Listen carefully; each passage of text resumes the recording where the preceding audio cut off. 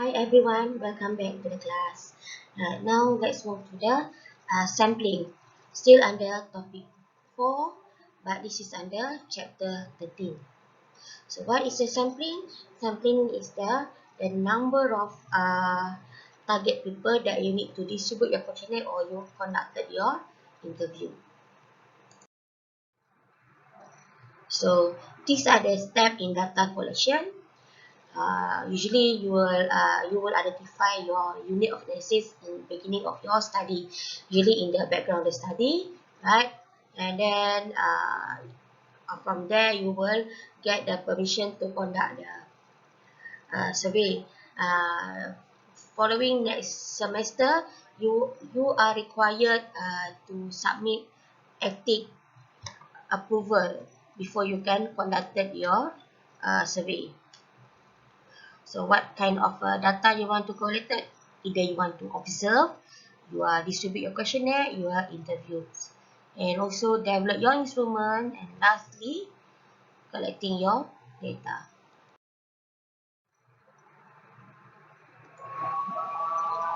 These are the outcome for this topic. So once you completed this topic, you should be able to write your chapter 3 better. Some of you already have a good section in chapter 3, but you do not have your sampling and the number of the student. This is estimate sample size, and from here you will estimate how many potential sample that you require to collect in order for you to run your analysis to address your objective and hypothesis. These are the relevant terminologies used in the sampling. We use population. Population is the total number of the customer, for example, that the visiting five-star hotel in Malaysia or international tourists visiting Langkawi, and they are above 18 years old. So let's say that altogether is more than 1 million, and then it becomes the population. But you did not distribute your questionnaire to the whole people. You only distribute to the small number. We call it as a sample. Target population to whom you should distribute your questionnaire, and then population frames, and then population of elements. The thing that important for you to understand is the sampling and the samples. Some use the sample subgroup of the target population. And then sampling frame. Let's say that there are a big number, of tourists coming to the Langkawi is more than 1 million. You did not distribute 1 million. You only distribute to the minimum number, or maximum number will go up to the 500 to 600 depending on the sampling frames. We need subject, sampling area. So key point here you need to understand is a population, people with whom you are interested in studying, your sampling frame, list of people in population, and sample subset of people in your sampling frame. Parameters is more on the statistic, which is already covered in your statistics class. This is not really applied into for the final project, but if you are in the postgraduate studies, then you should understand these parameters procedures. Now we move to the sampling procedures. Look at the photo here. There are numbers of group of people, right? You did not cover all, but you take a small number in each of groups, and from there it becomes your sampling frame. Sampling is the process of selecting a sufficient number of the elements from the population so that the result from analyzing the sample are generalized to the population. So what is sample? So these are the number of your population. You only took a small number of people to become your sample size. And it also represent of the representative of the sample, and also normality of the distribution.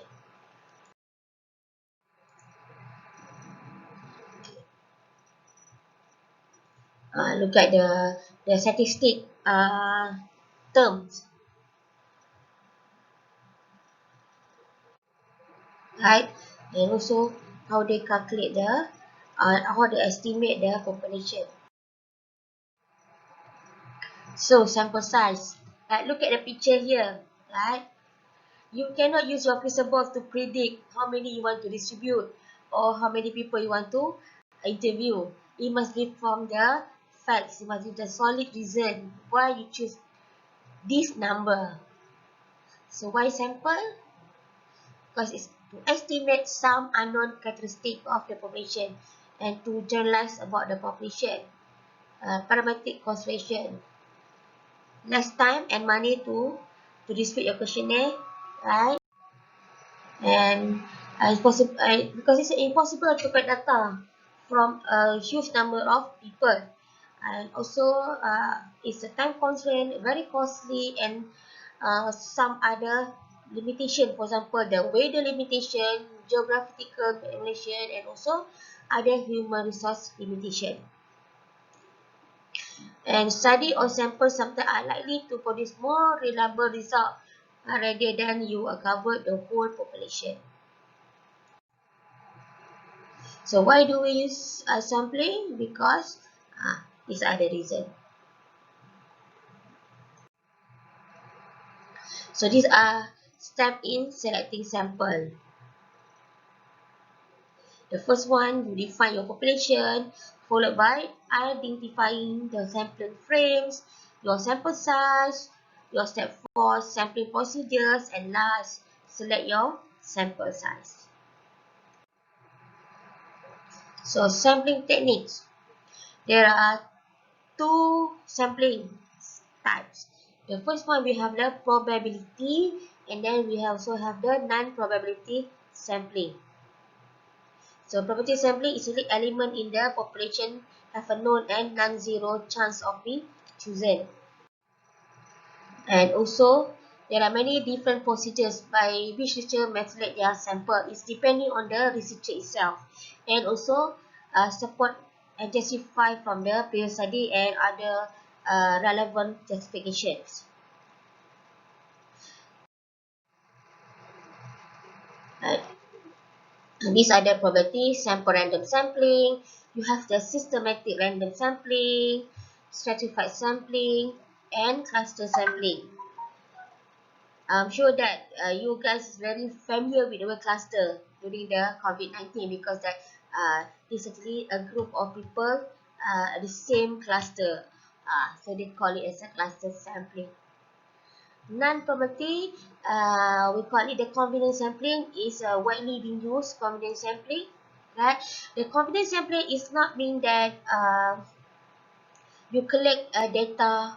Let's say that you're studying in the theme park, but you collect data in your classroom. No, the confidence sampling here meaning that you can collect anybody that are willing to answer your questionnaire in the theme park, and you are at the place at the right time.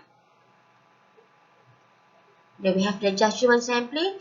Judgment sampling that you are guessing that this person probably use the machine, and you go straight and ask them, and then if they say you have the something like you call it the screening test, you ask them, right? And then we have the quartile sampling, we have the snowball sampling. From the judgment sampling, if they say that they use the machine, and then you can ask them whether they have friends that also experience using the machine. That we call as the snowball sampling. These are the style of sampling design.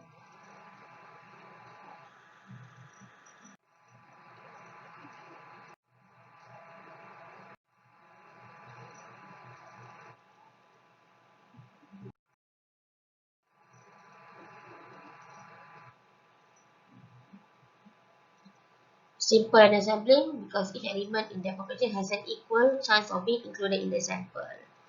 And then you should be able to identify your random sample. Look at the sample here.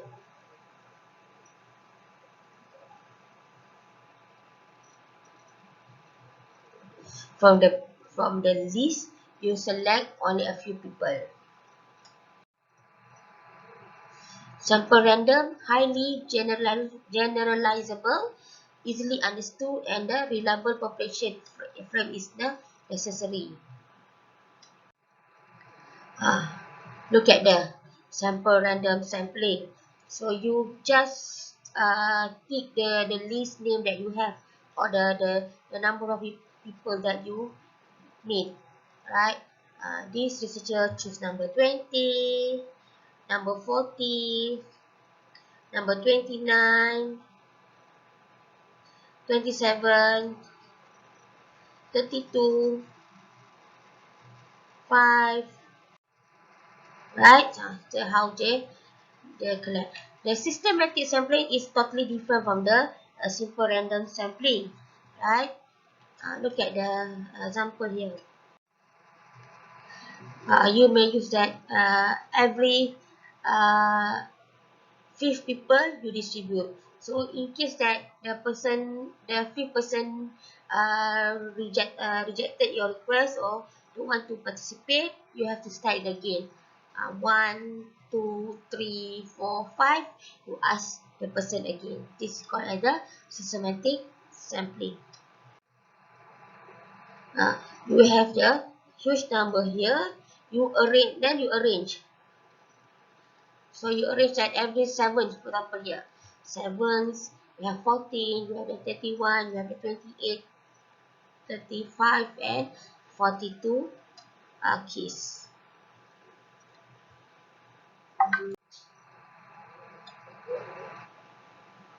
Number 8, number 28, and number 48. This is the cluster sampling. And useful when you have the heterogeneous group is to be studied at one time. It's a very big group, then you cluster it. And so easy for you to control and monitor.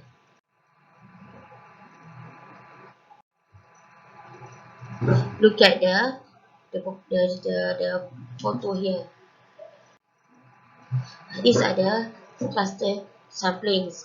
These are your population. You group them. So each of the group probably have the almost similar characteristic. Almost similar, right? But it doesn't that is totally similar. Right? Look at the first cluster, right? So there are six uh, case, and we have the other group. We have the 5 responder. Then we have the 4 potential responder. Then you group it and you become your sample. These are the stratified samples. So this is for you just to read and you not really to understand, because the important thing that you understand is more on the how to to collect your how to prepare your sample size and to whom that you should distribute your questionnaire or conduct your interview. These are the stratified.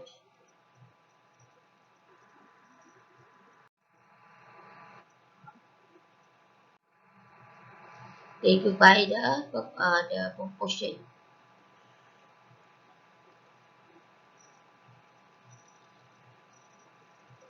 So still look at if you go by the geography area, right? In the urban area, population is 7,000. So your sample fraction is only 10%. So basically it's only 70%. So you have the 700 sample size, and this one. From rural area, there are not many people living in that area, only 3,000, but you still using the the sampling fraction 10%, and you got the 300. And total, you must collect 1000. Look at the example here. Right? There are 5 star. There are 1, 2, 3, 4, 5, 6. There are 7 love. There are 9 red color here. Um, there are 11 rectangle here, and a quite big number of the smiley, right? But you did not choose all this your sampling frame. You choose only small one. From 5 of the star, you choose only one. This one you choose 2, this one choose 3, this one choose 4, and this one you choose 5.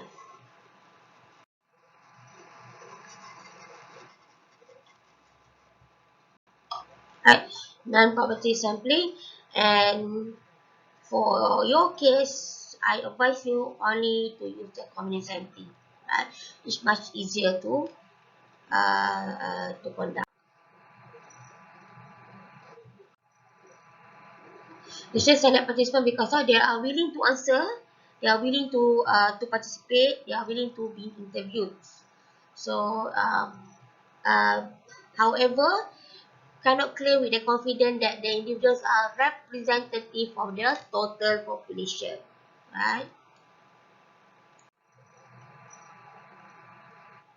Then we have the purpose sampling, judgment sampling, and the quota sampling. So these are the two different meaning of those sampling.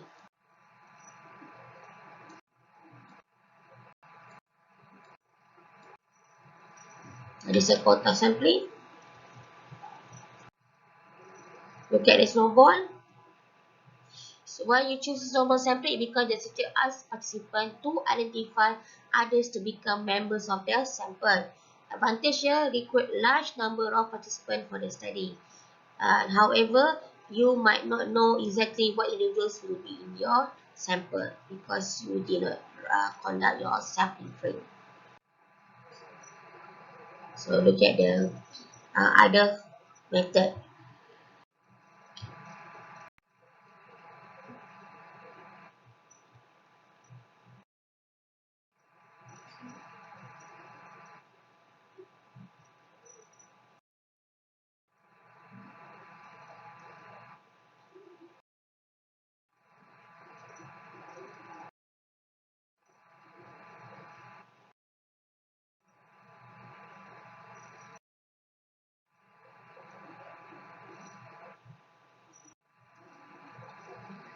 Determine your sample size. Alright. Decision on sample size depend on your research objective, your confidence interval usually 0.5%, your confidence level, your time, your cost, and then the size of the population itself. Yeah, remember your first topic that we covered the early semester, the hallmark of research. You must make sure that it must be precise, must be confident, right? And level of your precision at you read from the example here.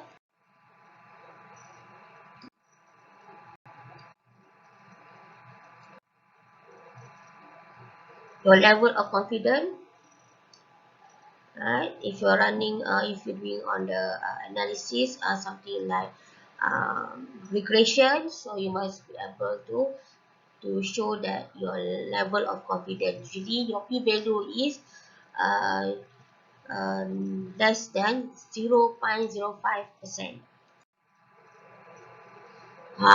This is the simple size.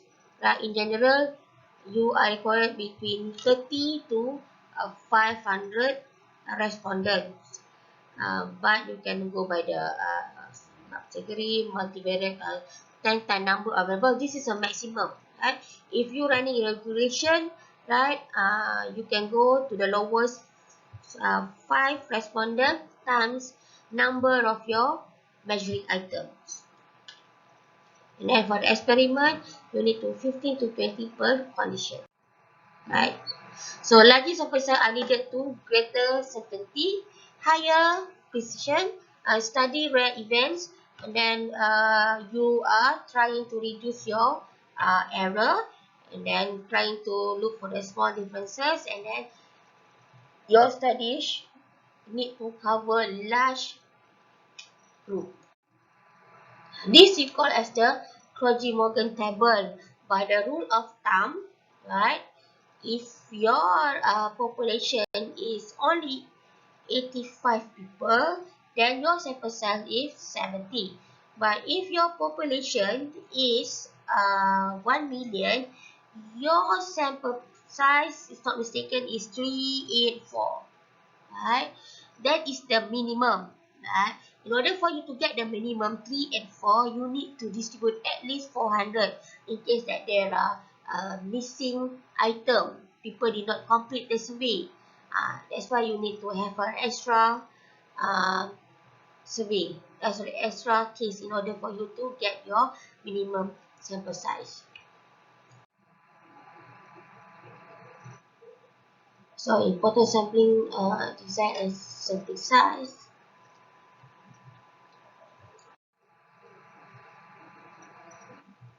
You can read this from your slide presentation.